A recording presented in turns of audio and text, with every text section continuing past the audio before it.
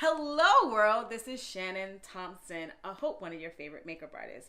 And today I'm coming to you from the pretty department, yay. Now, before we get into what we're going to talk about today on this YouTube video, let's first talk about me and my book. I know, I'm going to sell my book for a minute.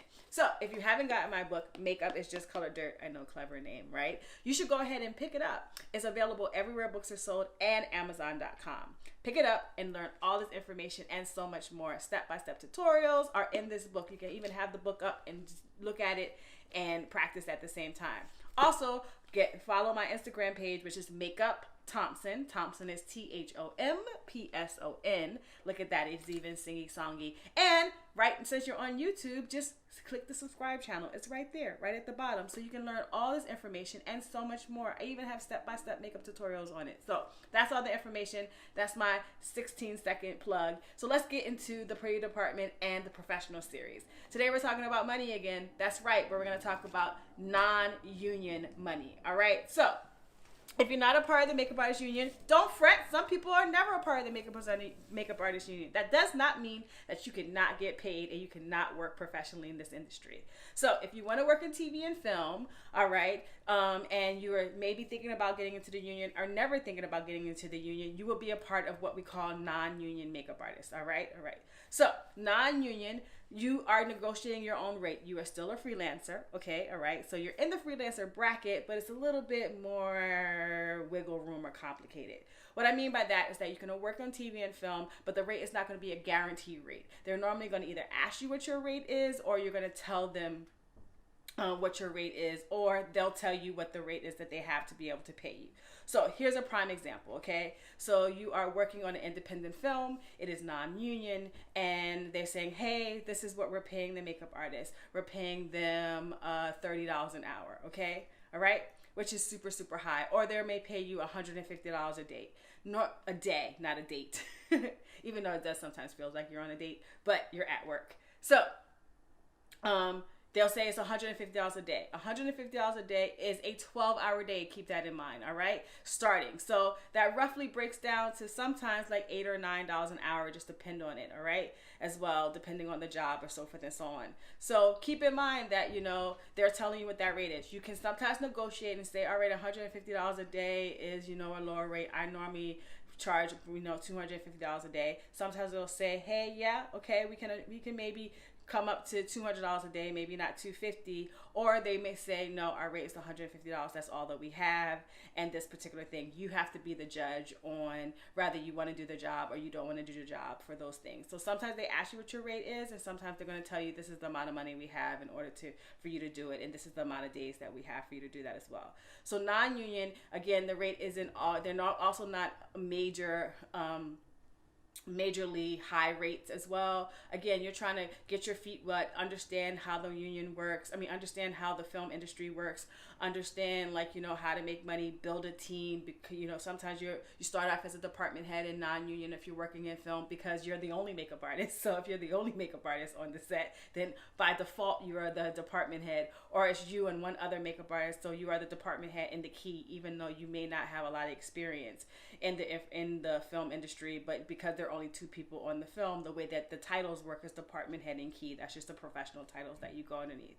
But you learn a whole lot in order for you to decide, one, if you want to get into the union, or two, if you want to continue in the independent world. There's no disrespect if you want to stay in the independent world. You can make a lucrative living in the independent world if you're non-union and do those things as well. Also, if you work in reality, a lot of reality is non-union. So a lot of times the rates are a little bit higher in non-union reality shows as well.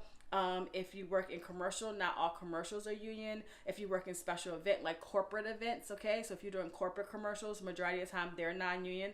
If you do corporate commercials, that's when the rate is sometimes a lot higher, okay?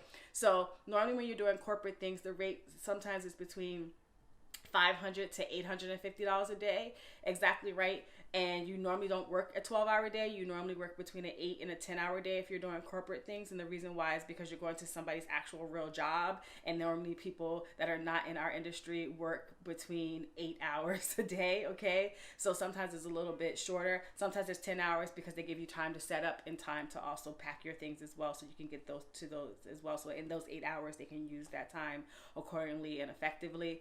So if you're doing commercials and they're non-union, then a lot of times the rate is higher. And that's the time that they also say, hey, what is your rate? So if you're doing, again, non-union commercials, I would say start at, if you're brand spanking new, I would say start at $350 to $500 an hour. If you've been doing this for a while, stay between $500 and $600 an hour. And if you've been doing it for a really long time, I would say start between $650 and $850 an hour. And if you can get a kit rental, then this is the time that you want to negotiate a kit rental. So what's a kit rental, Shannon? All right. So now that you have your rate, we talked about your initial rate. You now need to bring all your makeup with you and all your brushes with you and all of your talent with you, but specifically your makeup and your brushes. That is called your makeup kit. I know, because you have one, right? So they are renting your kit. So if your rate is $150 for that non-union, independent film, you can also say, but can I also get a kit rate? And that kit rate can be between $25 and $50 an hour. I mean, not an hour, $25 to $50 a day. All right. And then you would negotiate that within it. And if you're doing those commercials as well, if your rate is $350, that may include your kit, or you can say an also additional $25 to $50 for a kit for that day. So let's do the math real quick. If it's $350 for your day rate and it's $50 for your kit, it ends up being $400 a day.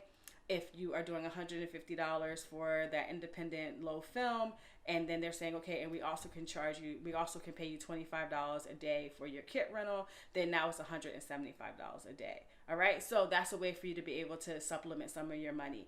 If you cannot get money that way as well, when you're working in independent films, sometimes they will give you supplies, give you a budget for supplies in order for you to, get some of the makeup that they need for the film. What I would like to say is use that supply money to really be able to replenish your kit with what you need in order for that to work. That's a way if you kind of getting your kit rental fee without having to pay your kit rental. I mean, without them paying your kit rental, and yet you still feel like, all right, well, they didn't pay me my kit rental, but I was able to get some of the makeup that I really needed and I really wanted in order to be able to do this film appropriately and everything to be well. And you're not just, exacerbating your kit and not having anything to show for it or anything to go back for it.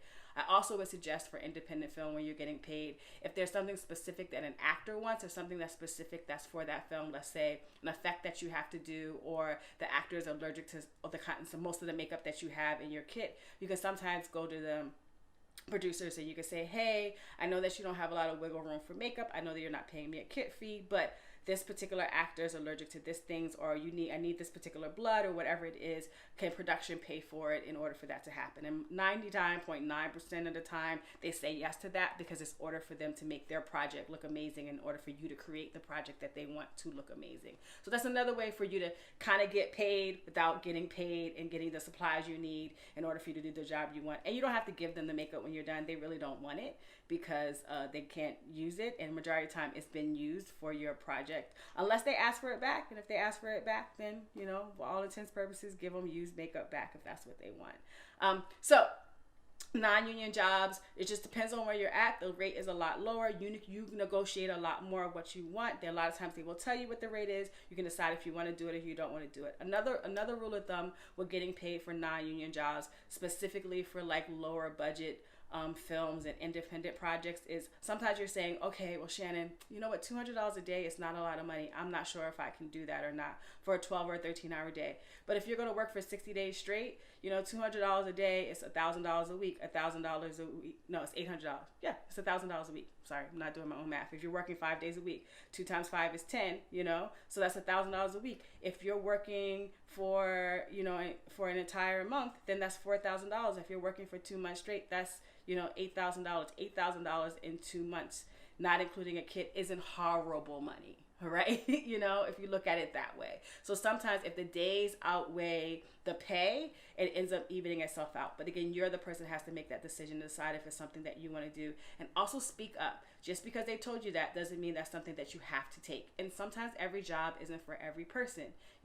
As we're starting out, you want to get paid, but you also want to be respected in this industry, and you want to also not get downplayed about it. All right. So that's the prayer department today, talking about non-union and getting money and getting paid and standing up for yourself, and also knowing what the rates are. So therefore, if somebody comes to you and it's a really, really low rate, don't be shocked. Okay. If it's a non-union independent thing, they normally are lower. All right. But doesn't mean that you can't do it. And it doesn't mean that it won't be, great at the end. All right. Have a great night. I hope you learned something.